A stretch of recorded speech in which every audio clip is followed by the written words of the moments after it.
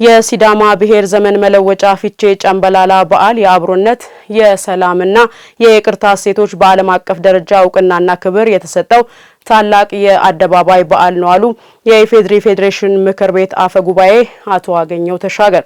ፊቼ ጨምበላላ ባለፈው ዓመት የተፈጠሩ መልካም ያልሆኑ ነገሮች የሚፈቱበት መልካም የሆኑ ነገሮች የሚቀጥሉበት የሰው ልጆች በደስታ የሚያሳልፉት በዓል ነው ያሉት ደግሞ የሲዳማ ክልል ርዕሰ መስተዳድር አቶ ደስታ ሌዳሞ ናቸው።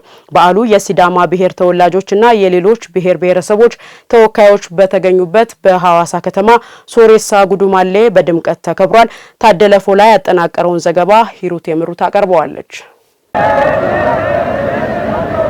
የሲዳማ ብሔር የዘመን መለወጫ ፊቼ ጨምበላላ በዓል በሐዋሳ ሶሬሳ ጉዱማሌ በትናንትናው ዕለት በደማቅ ስነ ስርዓት ተከብረዋል። በመርሃ ግብሩ የተገኙት የኢፌድሪ ፌዴሬሽን ምክር ቤት አፈ ጉባኤ አገኘው ተሻገር የሲዳማ ብሔር ዘመን መለወጫ ፊቼ ጨምበላላ በዓል የአብሮነት የሰላምና ይቅርታ በዓል ነው ብለዋል።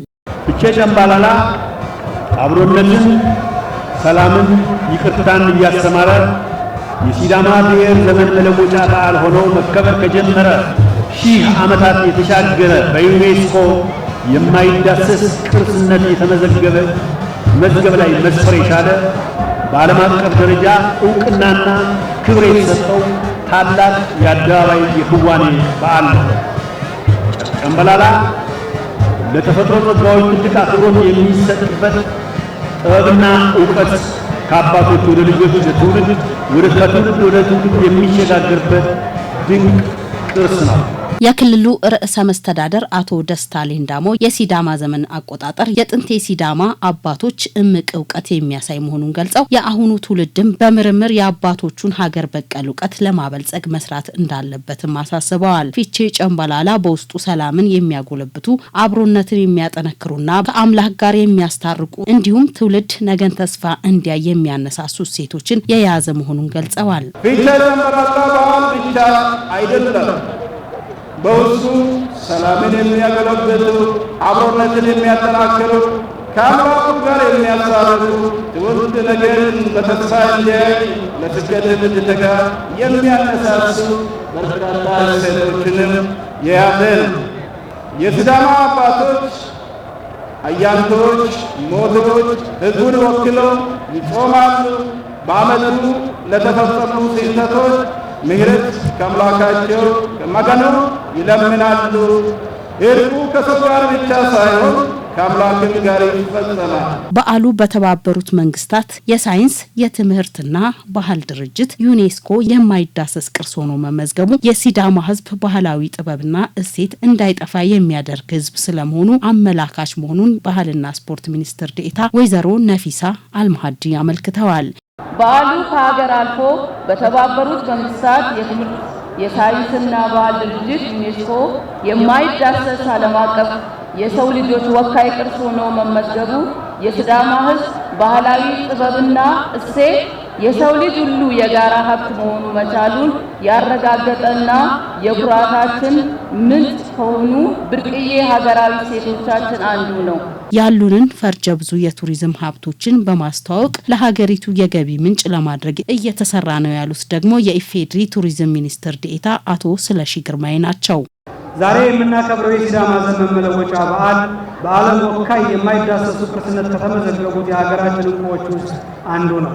መንግስት የቱሪዝም ዘርፍ ከሀገር ብልጽግና ቀዳሚ መሰረቶች መካከል አንዱ እንዲሆን አቅጣጫ ሲያስቀምጥ ኢትዮጵያ በታደለች እምቅ ባህላዊ ሀብቶችና ሰፊ የተፈጥሮ ጸጋዎች ላይ በመተማመን ለዚህ ደግሞ ፊቼ ጨምበላላ አይነተኛ ማሳያ ነው ተብሎ ሊወሰድ ይችላል። በሐዋሳ ጉዱማሌ ፊቼ ጨምበላላን ሲያከብሩ ያገኘናቸው ተጋባዥ እንግዶችና ተሳታፊዎች ብሔር ብሔረሰቦችና ሕዝቦች ዘመናቸውን የሚቀይሩበት ክብረ በዓላት የሕዝቦችን አንድነትና አብሮነት የሚያጠናክሩ መሆናቸውን ተናግረዋል። ሲዳማ ጨምበላላ በዩኔስኮ በማይዳሰስ ቅርስ የተመዘገበ ነው። ይሄ በዓል የፍቅር የአንድነት የአብሮነትን የሚያጠናክር የተለያዩ ወንድም ሕዝቦች ጋር አብረን የምናከብርበት በዓል ነው። ይህንንም በዓል አብረን ስናከብር የእርስ በርስ ትስስራችንን፣ ወንድማማችነታችንን፣ አብሮነታችንን በልዩነት ውስጥ ያለና አንድነታችንን አጉልቶ ከሚያሳዩ በዓላት አንዱ በዓል ነው። ኢሬቻ ጨምበላላ እርቅን፣ ሰላምን ለማውረድ ውስጡ ያሉ እሴቶች በጣም ደስ የሚሉና የአገርን ፍቅር እንድንላበስ የሚያደርግ እሴቶች ውስጥ የያዘ ከመሆኑ የተነሳ እና ይሄን ባህል ብናሳድግ ይሄ ደግሞ ህዝባዊ በዓል መከበሩ እኛ የኢትዮጵያ ህዝቦች ነባሩ ሴታችን መቻቻል፣ መከባበር፣ መፈቃቀር፣ አንድነት፣ ህብረት የኛ የልዩ መገለጫችን ነው። ኢትዮጵያዊነት መገለጫችን ነው። ስለዚህ ይሄ እሴት መቀጠል አለበት ተጠናክሮ። እያንዳንዱ ብሔር የየራሱ ዘመን መለወጫ አለው። ይሄ ደግሞ ኢትዮጵያዊ አንድነትን የህዝብ ለህዝብ ትስስርን በከፍተኛ ሁኔታ ከፍ የሚያደርግ በመሆኑ በተለይ በቱሪዝም ዘርፍ ላይ ዛሬ ከውጪ ከሀገር ውስጥ የሚሆን ከውጪ ቱሪስቶች ለምናገኘው ገቢ ለሀገሪቱ ከፍተኛ ሁኔታን የሚሰጥ ነው።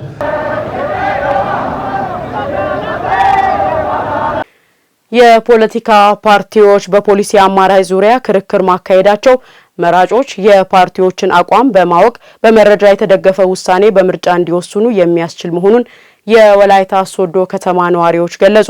ፓርቲዎች የሀሳብ ልዕልናን ማስፈን ከኃይል ይልቅ በሀሳብ ብልጫ የመወዳደር ባህልን ሊያጠናክሩ እንደሚገባም አሳስበዋል። ለዝርዝሩ እሌኒ ገነነ።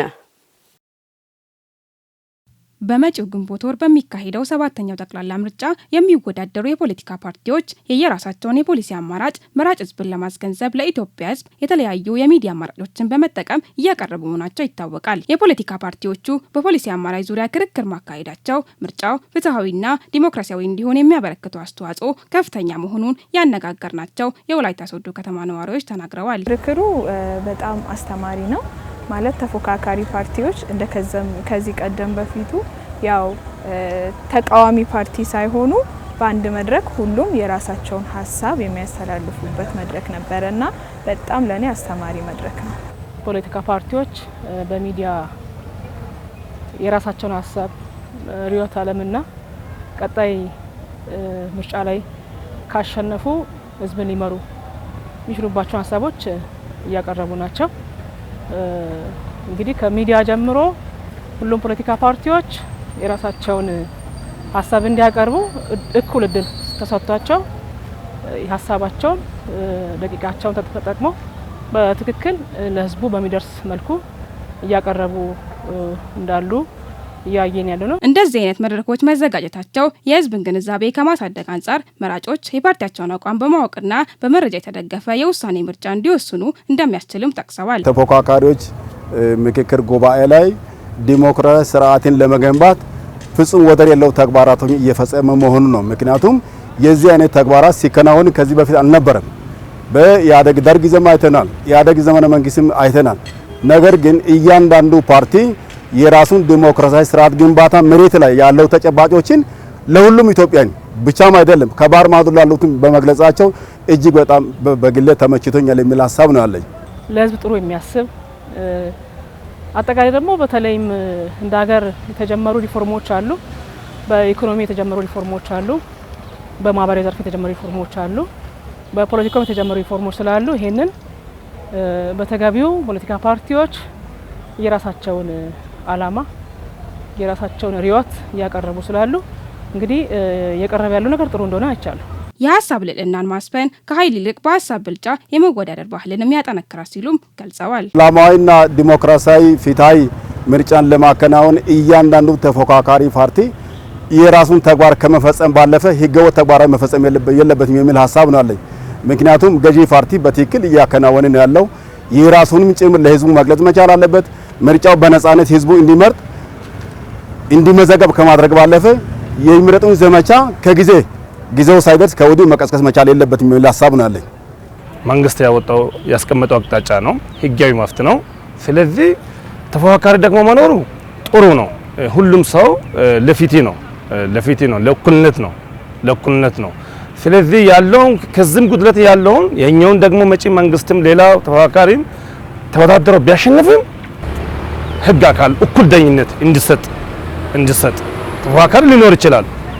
የኖረውም ደግሞ በአግባብነት እንዲጠቀም ስልጣናቸው በአግባብ መንግስት ያስቀመጠው አቅጣጫ ውጪ ማንም ሰው ውጪ ማይደለበት ከሰሞኑ የፖለቲካ ፓርቲዎች ባደረጉት ክርክር ወቅት ፖለቲካዊ፣ ኢኮኖሚያዊና ማህበራዊ ጉዳዮች ላይ ሀሳባቸውን ሲያንጸባርቁ እንደነበረ ጠቅሰው በተለይም በኢኮኖሚው የህዝብ ኑሮ ደረጃ ለማሻሻል ድህነትን ለመቀነስ የሚያስችል የፖሊሲ አማራጮችን አጉልቶ የሚያሳይ ክርክር ሊሆን እንደሚገባም አመላክተዋል።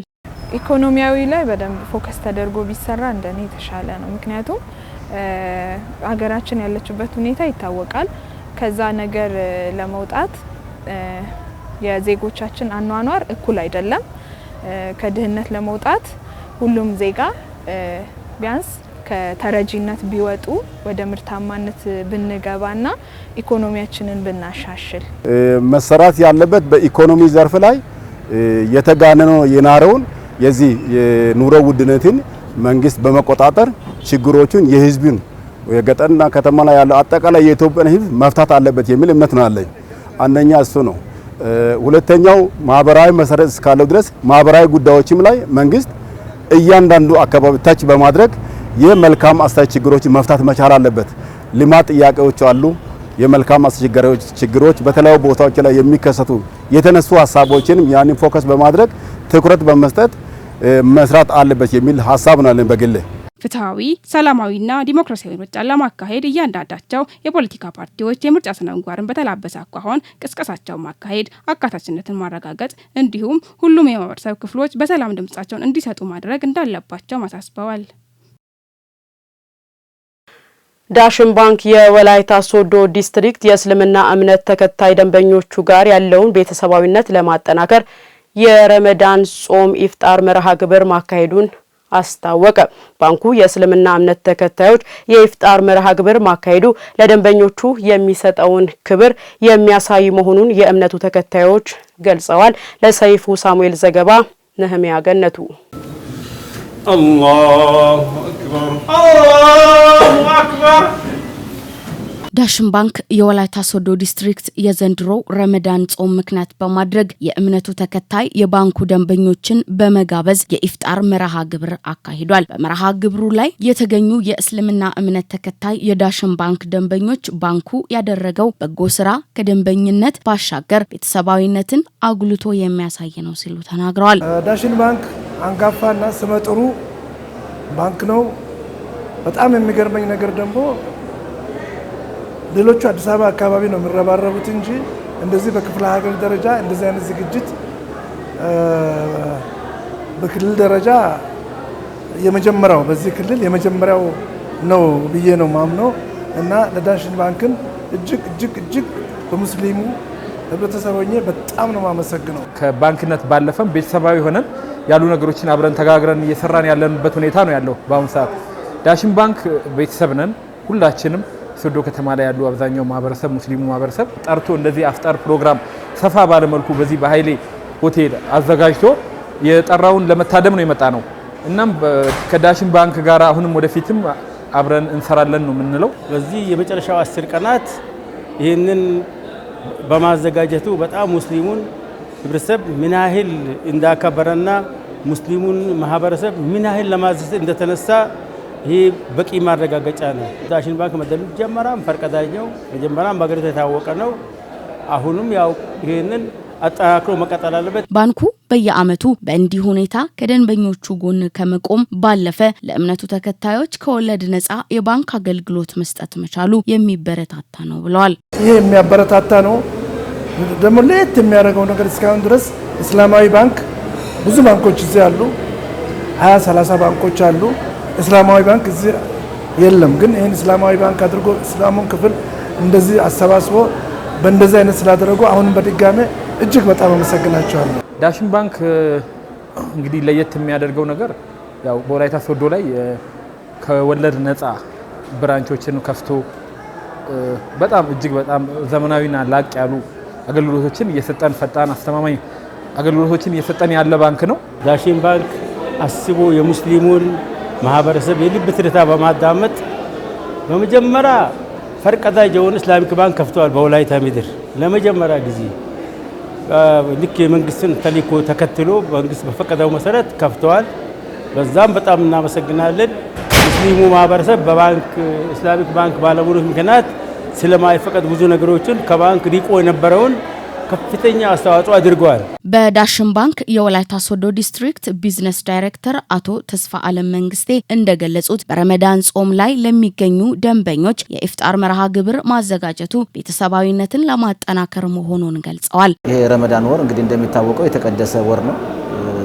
ይሄንን የተቀደሰ ወር ደግሞ ባንካችን ለህልውናችን ለኤግዚስተንሳችን መሰረት ከሆኑት ደንበኞቻችን ጋር አብሮ ማዕድ የመካፈል እና ከነሱ ጋር የመገናኘት እድል የመፍጠሪያ አንዱ መድረክ ነው። ዳሽን ባንክ የቤተሰብ ቤት ነው።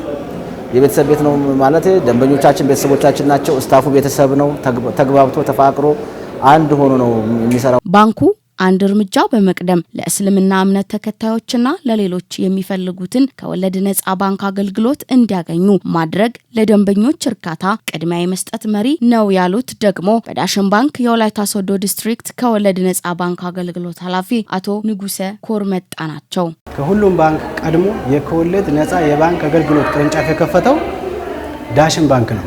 አሊፍ ወላይታ ቅርንጫፍ ተብሎ የዛሬ ኦልሞስት 2 ዓመት አካባቢ የተከፈተ ቅርንጫፍ አለ። ይሄ ቅርንጫፍ ሲከፈት እንግዲህ በወለድ ምክንያት ከባንኩ የራቁ ወይም ደግሞ ከባንኮች የራቁ ደንበኞችን ሰርቭ ለማድረግ የሙስሊሙ ማህበረሰብ ብቻ የሚያገለግል ቅርንጫፍ አይደለም። ማንኛውም ወለድን የሚጠየፍ ወለድን አልፈልግም የሚል የማህበረሰብ አካል ሊጠቀሙበት ታስቦ የተከፈተ። ስለዚህ በወላይታ ዞን ላይ ያለው የዳሽን ባንክ እንትን ትልቅ ነው። ዳሽን ባንክ ከሚሰጧቸው ሁሉ አቀፍ የባንክ አገልግሎቶች ባሻገር በማህበራዊ ጉዳይ በተለያዩ በጎ ስራዎች ላይ በመሳተፍ የራሱን ኃላፊነት እየተወጣ መሆኑን በዚህ ኢፍጣር መርሃ ግብር ላይ ተጠቅሷል።